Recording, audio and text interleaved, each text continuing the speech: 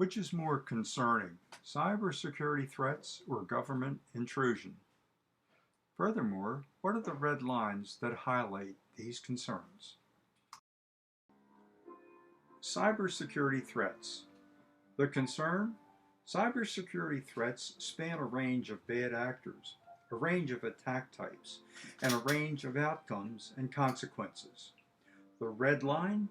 Despite all this, individuals and organizations persist in using the internet and continue to entrust proprietary information to the internet and the cloud, despite the inability to safeguard information they cannot afford to lose. Essential to safeguarding proprietary information, confidentiality, integrity, and availability are defined in Federal Information Processing Standard FIPS 199 as security objectives for information and information systems. Confidentiality, preserving authorized restrictions on information access and disclosure, including means for protecting personal privacy and proprietary information. A loss of confidentiality is the unauthorized disclosure of information. Integrity, guarding against improper information modification or destruction, and includes ensuring information non-repudiation and authenticity. A loss of integrity is the unauthorized modification or destruction of information. Availability, ensuring timely and reliable access to and use of information. A loss of availability is the disruption of access to use or of information or an information system. Simply put, the goal of cybersecurity is to assure the trustworthiness, security, and resiliency of software components, systems, and systems of all kinds, including those used in national defense and the nation's critical infrastructure. Assuring trustworthiness focuses on building security in by constructing software components, systems, and systems of systems to an engineered standard of excellence based on completeness, correctness, and rules of construction.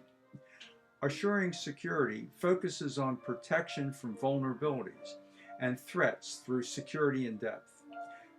Protective measures include encryption, identity management, access control, authorization management, accountability management, incident management, configuration management, and security assurance operations. Assuring resiliency under stress focuses on anticipating, avoiding, withstanding, mitigating, and recovering from the effects of adversity, whether natural or man-made, under all circumstances of use. Features of resiliency engineering include coordinated recovery time objectives, digital situation awareness, distributed supervisory control, selective availability, operation sensing and monitoring, information and data recovery, and interoperability of data and information exchange.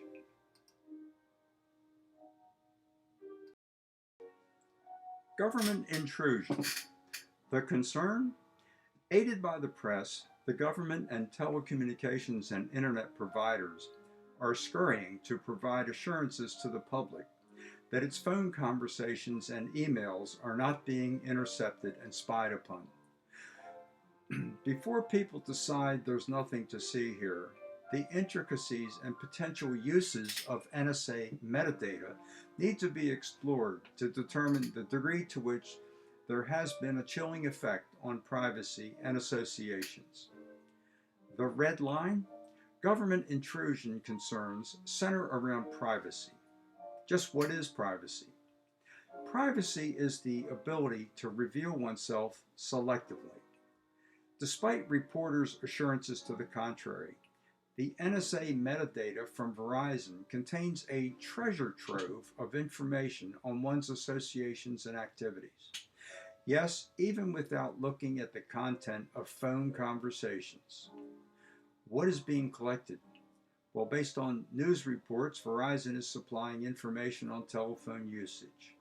What technology is at play? It appears that cloud computing, big data, and predictive analytics advances are at work here, enabling the operation. What uses can be made of the data collected? Here, social network theory suggests that nodes and ties can be constructed. Do other techniques come to mind? Factoring the data by spatial and temporal overlays with various durations may present potentially revealing insights. What is being collected? Based on news reports, Verizon is supplying information on telephone usage, and internet providers are working hand in glove with the government supplying information on internet usage. Data elements mentioned include from phone numbers, to phone numbers, length of call, date and time, both start and stop, and perhaps location. The June 17, 2013 Washington Post article on NSA surveillance certainly put a face on the uses that can be made of the metadata being collected, as it described how metadata tripped up Paula Broadwell and General Petraeus, and how similar data unmasked the catering behavior of senior Enron executives, including the speed with which underlings responded to emails from those more senior. These examples highlight the shocking outcomes of such usage. Beyond the outcomes, the methods and means inherent in social network theory are equally concerning, though challenging to explain to the public. What technology is at play? It appears that cloud computing, big data, and predictive analytics advances are at work here, enabling the operation. Typically, big data utilizes Hadoop and its MapReduce facility to produce functionally equivalent spreadsheets that are efficient and scalable. But the real eye-opening technology at work here lies in the predictive analytics associated with social network theory. What uses can be made of the data collected? The standard response used to brush aside the privacy red line concern is that no phone calls are listened to. Then what does it mean when officials state that there's been a lot of chatter prior to an incident? Does chatter involve listening to phone calls or not? In any event, whether phone calls are listened to or not is not the sole criterion for the red line on privacy. Despite reporters' assurances to the contrary, the NSA metadata from Verizon contains a treasure trove of information on one's associations and activities. Yes, even without looking at the content of phone conversations. Social network theory and its exponential random graph model, ERGM, suggests that a network of edges, nodes, dyads, and ties can be constructed. Queen bee fan-in nodes and director fan-out nodes may be useful primitive patterns to locate. Other primitive node templates, along with more complex composite nodes, may be of more interest, such as triangle, bow tie, and multi-dimensional cliques. These and other experience-based patterns, combined with from-to ratio analytics, may be useful in organizing and triaging the mountain of data in identifying candidate persons of interest. A spreadsheet, such as the one shown here, is a useful structure for housing NSA metadata. Composed of rows and columns, rows are associated with from phone numbers, and columns are associated with to phone numbers. In addition to row and column totals, a network density is calculated for each row and column. Once populated, the spreadsheet can be analyzed to discover all possible patterns of nodes and ties. Queen bee fan-in nodes and director fan-out nodes may be useful primitive patterns to locate. The column B entries in rows 2 through 4 comprise a queen bee fan-in node. The row 9 entries columns F through I comprise a director fan-out node. What basic analytics are useful? Two basic analytics provide the starting point. One is the calculation of from strength, that is, the sum of each row entry, where rows are assigned from phone numbers and columns are assigned to phone numbers. The second is the calculation of to strength, that is, the sum of each row entry times the sum of columns for the row entry. Analytics begin with the calculation of sums for each row and each column. From there, additional analytics are derived, such as the network density calculation for each row and each column. These two rows illustrate the calculations at work for the row network density column. Row 2 is assigned B2 times B1 plus C2 times C1 plus D2 times D1, and so forth.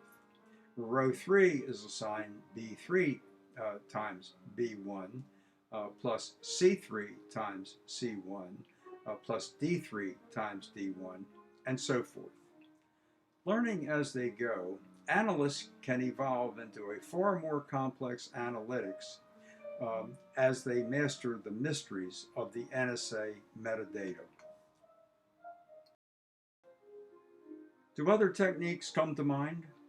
Well, factoring the data by temporal overlays with various durations ranging from seconds to minutes, hours, days, weeks, or months may present potentially revealing insights, especially when combined with selected node pattern templates and their analytics.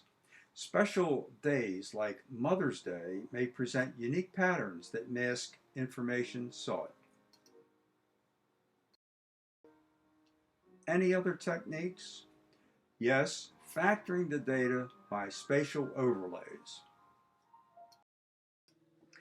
Here's my contact information. I would be happy to receive questions and have discussions with people on this important subject.